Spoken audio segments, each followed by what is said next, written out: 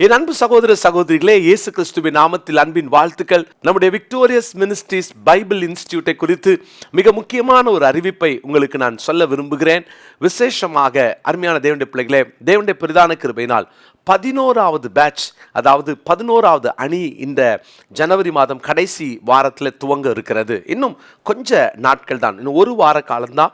எனவே இதை பார்க்கிற நீங்கள் வீட்டில் இருந்த மாதிரியே ஆன்லைனில் நீங்கள் படிக்கலாம். ஆன்லைன் மூலமாக இந்த விக்டோரியஸ் மினிஸ்ட்ரி பைபிள் இன்ஸ்டியூட்டில் BTH 3 ஆண்டுகள் நீங்கள் படிக்க வேண்டும். தேவனுடைய பிள்ளைகள், நீங்கள் வேலைக்கு போயிட்டு வந்து நைட்டில் நமக்கு 7:15 மணிக்கு நீங்கள் லாகின் பண்ணால் போதும். அதற்கு பின்பாக சுமார் 1.5 மணி நேரம் நமக்கு வகுப்புகள் நடக்கும். வாரத்தில் 2 கிளாஸ் தான். நல்ல திறமையான ஃபேக்கல்டிஸை வைத்து நடத்துகிறோம். தேவனுடைய பிள்ளைகளே, அநேகர் கர்த்தருடைய ஊழியத்திற்கு தங்களை அர்ப்பணித்து ஊழியம் செய்து வருகிறார்கள். எனவே இன்றைக்கு இந்த கீழே காண்கிற இந்த எண்ணுக்கு தொடர்பு கொள்ளுங்கள். உங்களுக்கு தெரிந்தவங்க யாராவது இருந்தாங்கன்னா அவர்களுக்கும் இதை குறித்து சொல்லுங்கள். இன்னும் ஒரு வாரத்துக்குள்ளே நம்ம அட்மிஷன்ஸை முடிக்கணும். எனவே உங்களுக்கு நல்ல வாய்ப்பு, பயன்படுத்தி கொள்ளுங்கள். கர்த்தர் உங்களையும் ஊழியத்தில் அவர் நாட்கள் எடுத்து வல்லமையாய் பயன்படுத்துவாராக. God bless you.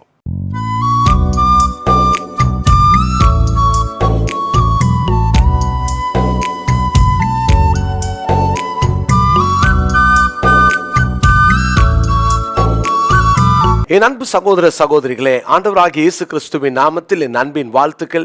இன்றைய முத்து எனும் இந்த சிறிய தியானத்தின் மூலமாக மறுபடியும் இந்த நாளிலே உங்களை சந்திப்பதில் நான் மகிழ்ச்சி அடைகிறேன். என் அன்பியான தேவனுடைய பிள்ளைகளே, கர்த்தர் நல்லவர்.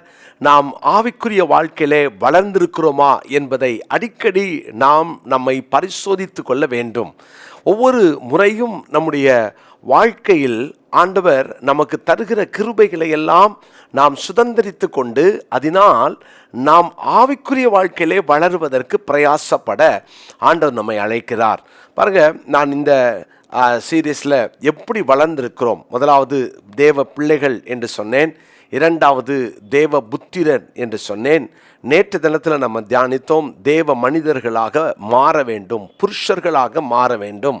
அப்போது அந்த புருஷர்களுக்குரிய அந்த உண்மையான அந்த லட்சணம் என்ன, அல்லது அந்த புருஷர்களுக்குரிய உண்மையான சுபாவம் என்ன, எப்படிப்பட்ட புருஷர்களாக தேவன் இருக்க விரும்புகிறார் என்பதையும் சில காரியங்களை உங்களோடு கூட நான் பகிர விரும்புகிறேன். 1 கொரிந்தியர் 13ஆம் அதிகாரத்தின் 11வது வசனத்தை நான் வாசிக்கிறேன். நான் குழந்தையாய் இருந்தபோது குழந்தையைப் போல பேசினேன், குழந்தையைப் போல சிந்தித்தேன், குழந்தையைப் போல யோசித்தேன்.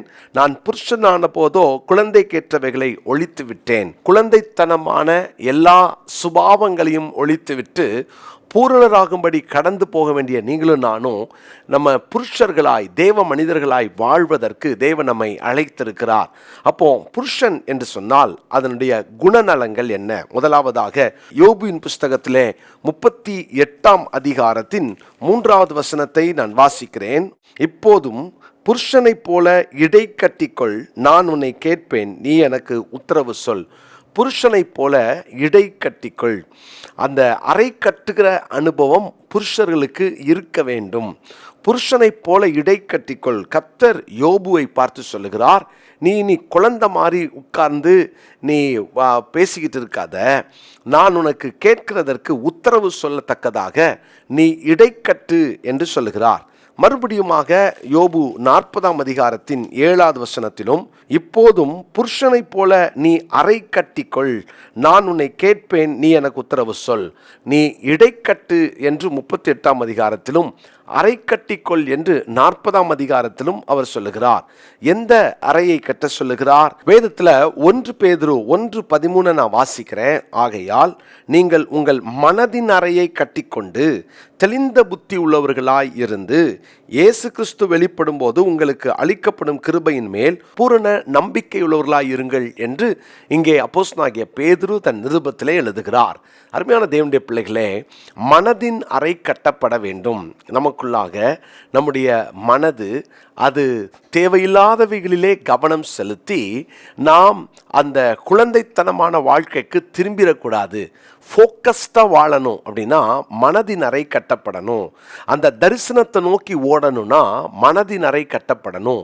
ஓட்டப்பந்தயத்தில் ஓடும் பொழுது அங்கே இங்கே நம்ம வேடிக்கை பார்த்து கைத்தட்டவங்களை பார்த்து மகிழ்ந்தும் நம்மளை டிஸ்கரேஜ் பண்ணுறவங்கள பார்த்து துவந்தும் போவோம் என்று சொன்னால் நம்மளால் அங்கே போய் பந்தய பொருளை அடைய முடியாது.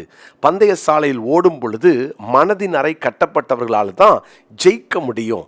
ஒருவேளை இந்த வாழ்க்கையில் ஓடிட்டு இருக்கிற தேவ பிள்ளையே புருஷர்கள் ஆயிட்டோம் அப்படின்றதற்கு அத்தாட்சி என்ன தெரியுமா? அந்த ஃபோக்கஸ்டாக வாழ்கிற ஒரு வாழ்க்கை.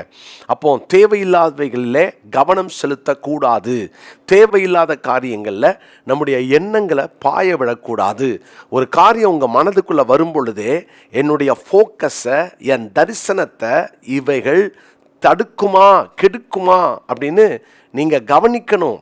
நீங்கள் அப்படி கவனிக்காத பட்சத்தில் இது என்ன ஆகும் தெரியுமா? உங்களுடைய பந்தய சாலையில் உங்கள் ஓட்டத்தை ட்ராக்கை மாற வச்சிரும். ஃபோக்கஸ்டாக இருங்க. தேவன் உங்களுக்கு கொடுத்திருக்கிற அந்த தரிசனத்தில் நிற்க கற்றுக்கொள்ளுங்கள். இந்த 1 பேதுரு 1:13 இந்த நாளுக்குரிய மனப்பாட வசனமாக குறித்து கொள்ளுங்க. மனதின் அறை கட்டப்பட்டவன் தான் புருஷன்.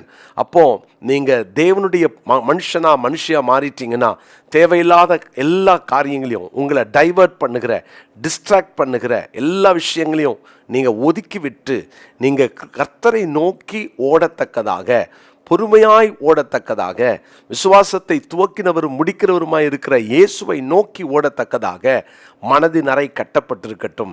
இன்னைக்கு தேவையில்லாத எண்ணங்களுக்கும் சிந்தைகளுக்கும் இடம் கொடுக்காம கிறிஸ்து இயேசுவின் சிந்தையை உங்களிலே பதித்து கொண்டு மனதின் அறை கட்டப்பட்டவர்களாய் ஓட ஆண்டவர் அனுக்கிரகம் செய்வாராக. ஜெபிக்கலாமா? நல்ல தகப்பனே, மனதின் அறை கட்டப்பட்டவர்களாய் வாழ எங்களை அர்ப்பணிக்கிறோம்.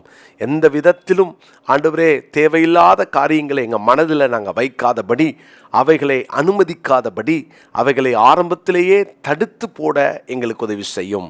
அர்ப்பணிக்கிறோம், எங்களை ஒப்பு கொடுக்கிறோம். எல்லா துதிகன மகிமையும் உமக்கே தருகிறோம். இயேசுவின் நாமத்தில் ஜெபிக்கிறோம் நல்ல பிதாவே, ஆமென்.